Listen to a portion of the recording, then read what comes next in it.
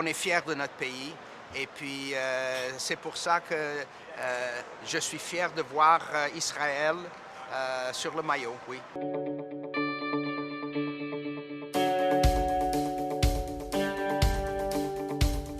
La décision, en fait, ça a été donc une décision de la CEDH le 11 juin qui a donc condamné la France, ça c'est fondamental, en disant que l'appel au boycott relevait de la protection de la liberté d'expression. Sur l'Action nantaise, nous étions un ensemble de ces 3 associations avec majoritairement donc la FPS 44. Et avec une trentaine de vélos, et donc très très visible avec nos 30 t-shirts. Comme tous les mois, on a une présence en ville et on avait choisi de coupler notre intervention sur la dénonciation de l'annexion de la Palestine avec la dénonciation de la présence de cette équipe d'ambassadeurs d'Israël sur le Tour de France. On a pu faire une belle présence devant la fac de lettres de Clermont où passait le Tour au départ de l'étape. Et où il y a eu des slogans très forts.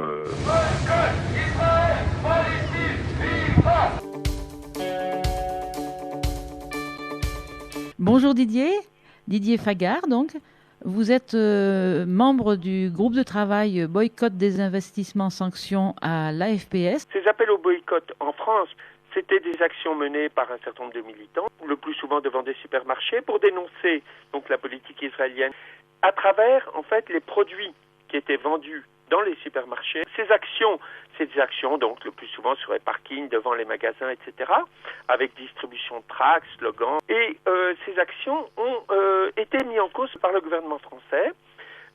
C'était à l'époque donc Madame Alliot-Marie qui était ministre de la Justice et qui a inventé un délit d'appel au boycott, de discrimination. C'est des discriminations en fait à l'égard de personnes d'habitude et qui a, par un espèce de raisonnement tordu, indiqué que ce type de discrimination constituait un délit et pouvait donc être poursuivi devant les tribunaux.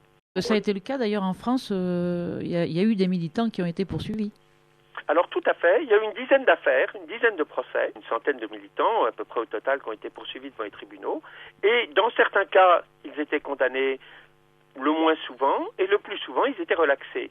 Mais il y a eu une affaire, qui est l'affaire donc de Mulhouse, dont on parle là, des militants en 2009 et 2010, qui ont été relaxés d'ailleurs en première instance, condamnés en cour d'appel, et la Cour de cassation, en octobre 2015, a donc confirmé le jugement de la Cour d'appel et donc condamné de nouveau les militants en question.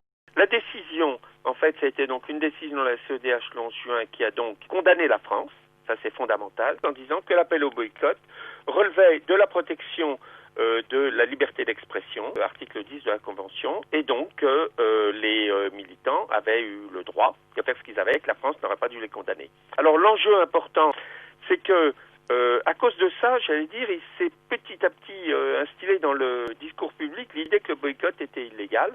C'est faux. Au-delà du partage des émotions, il y a aussi la satisfaction que la liberté d'expression en France se trouve confortée par cette décision de justice qui se résume très simplement.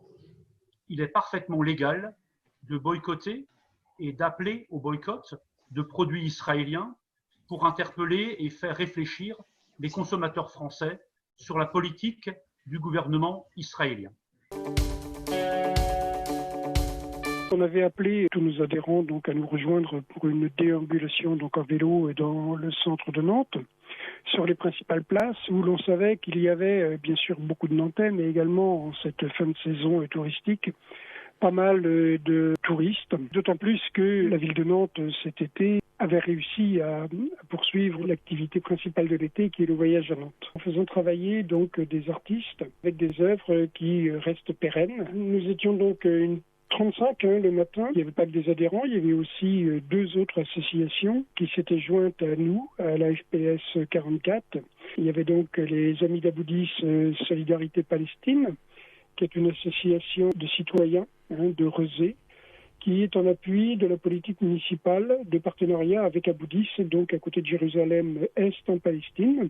Et puis une petite association des Amis de la Résistance palestinienne.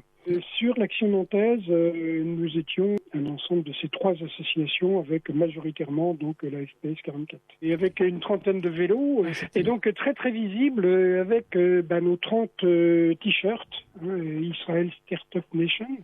Même si le hold-up, à mon sens, était peut-être un peu petit pour que la communication soit vraiment immédiate avec tous ceux qui nous voyaient. Mais ça, c'est un détail. Déambulation pendant 2 bonnes heures. D'abord en bordure de marché populaire, parce qu'on n'avait pas le droit de rentrer sur le marché. Et puis ensuite, monter par les rues du centre-ville, sur la place Gralin, où il y avait une très belle opération de voyage à Nantes. C'était très agréable et très plaisant de discuter, d'échanger, dans des conversations parfois soutenues, avec des personnes qui soit ne comprenaient pas, soit nous interpellaient sur cette action pour démonter, déconstruire la propagande israélienne. L'après-midi, nous étions sur un point fixe, comme on a l'habitude de fréquenter en gros une fois par mois, tout au long de l'année. Et donc au total, on a distribué 1500 tracts. Et donc dans l'ensemble, par rapport à nos objectifs, une matinée et une après-midi, un début d'après-midi très très réussi, qui s'est terminé en finissant notre petit paquet qui restait de tracts, en les donnant donc aux manifestants des Gilets jaunes qui ont applaudi l'action que nous menions donc sur ce point fixe. Et les t-shirts nous ont bien rendu service. Par courtoisie vis-à-vis de nos amis nazériens, une association à Saint-Nazaire, qui est le comité de solidarité palestine de la région nazérienne, a fait la même chose que nous sur Saint-Nazaire, et ils étaient le même nombre. Comme tous les mois, on a une présence en ville et on avait choisi de coupler notre intervention sur la dénonciation de l'annexion de la Palestine avec la dénonciation de la présence de cette équipe d'ambassadeurs d'Israël sur le Tour de France. On a distribué 1 millier de tracts dans le centre de Grenoble et comme chaque fois, c'est l'occasion de nombreuses discussions avec des gens qui étaient pour le coup assez surpris et nous demandaient pour certains quel était le rapport entre le sport et la politique. Donc c'était l'occasion de leur expliquer que justement c'était l'équipe Israel Hold-Up Nation qui imposait la politique dans les disciplines sportives. Hier nous étions aussi au départ où il y avait quand même pas mal de gens, on a pu distribuer 1200 tracts et là vraiment des gens qui étaient là pas du tout pour discuter politique et qui nous reprochaient d'ailleurs certains de faire de la politique et nous c'était toujours notre réponse. Nous répondons à cette introduction de la politique dans un événement sportif. Comme les gens étaient là à attendre, ils étaient pour certains contents qu'on leur donne du papier à lire et pour d'autres contents de pouvoir discuter de cette situation, nous demandant des références sur notre site pour pouvoir approfondir. On avait choisi mardi d'afficher notre présence le long du Tour de France. On avait ciblé un endroit où on pensait qu'il y aurait un petit peu de monde et on s'est installé. On était une bonne quinzaine avec les drapeaux et chaque fois que des véhicules passaient, nous avons donné de la voix et agité les drapeaux palestiniens en dénonçant l'apartheid israélien.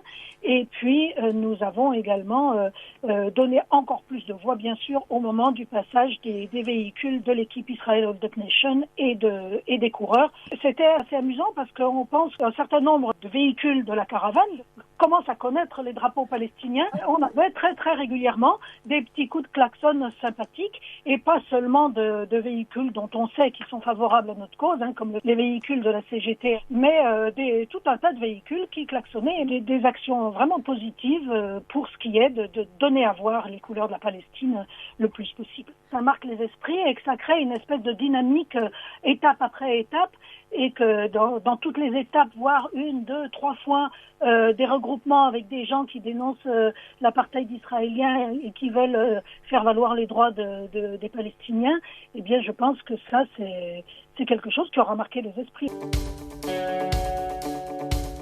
On avait aussi fait plusieurs actions sur le passage du Tour du samedi 12 septembre, où on a été assez satisfait d'avoir une bonne mobilisation d'une trentaine de militants, peut-être même plutôt 35 si on cumule les 3 actions qui ont eu lieu samedi dernier. On a pu faire une belle présence devant la fac de lettres de Clermont où passait le Tour au départ de l'étape, et où il y a eu des slogans très forts.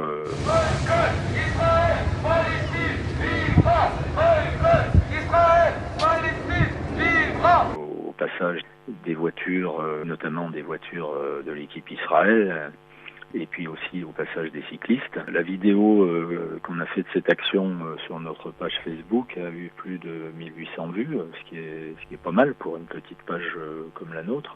On a pu aussi déployer une grande banderole sur le sommet d'un immeuble qui donnait sur le passage du Tour dans la petite ville de Pont-du-Château, à quelques kilomètres de Clermont. Et puis une de nos adhérentes qui a une maison qui était située sur le passage du Tour vers Aubusson d'Auvergne, dans les monts du Forêt, qui avait affiché un drapeau palestinien et qui brandissait un drapeau AFPS et qui a été filmé 2 fois en direct par France Télévisions. On était assez contents de cet ensemble d'actions qui ont pu avoir lieu samedi dernier.